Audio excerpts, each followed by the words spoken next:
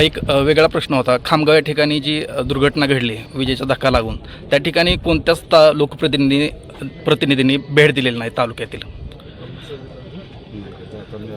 विधानसभेत मी तो विषय घेतला होता. त्या मृतांना न्याय मिळाला पाहिजे, त्यांना आर्थिक मदत झाली पाहिजे, या सगळ्या सूचना मी दिल्या होत्या. त्याचबरोबर MSCBलाही सगळ्या त्या पालखी येते संत ज्ञानेश्वर महाराजांची, त्याची वारकऱ्यांचं कुठं अशी घटना घडू नये, कारण गेल्या वर्षी बरडमध्ये अशी दुर्घटना घडली होती.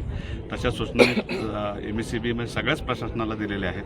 त्या पद्धतीनं काम चालू आहे की आपल्या भागामध्ये पालखी येत असताना ती सुखरूप आपल्या इथं यावी आणि सुखरूप आपल्यापासून माळशिरस तालुक्यापर्यंत जावी, ही जबाबदारी आम्ही घेतलेली आहे.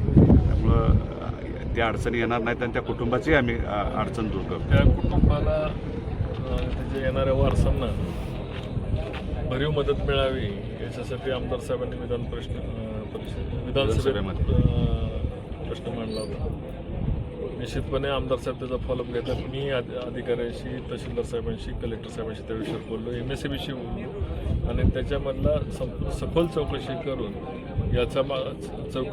याच्या मागचं काय कारण आहे, या अपघाताचं कारण शोधण्याच्या संदर्भातल्या सूचना आम्ही दिलेल्या आहेत. त्याच्यामध्ये आम्ही फलटण तालुक्याच्या संदर्भातली पाण्याच्या विषयावरच्या बैठका सातत्याने 2 ते 3 दिवस मुंबईमध्ये होत्या.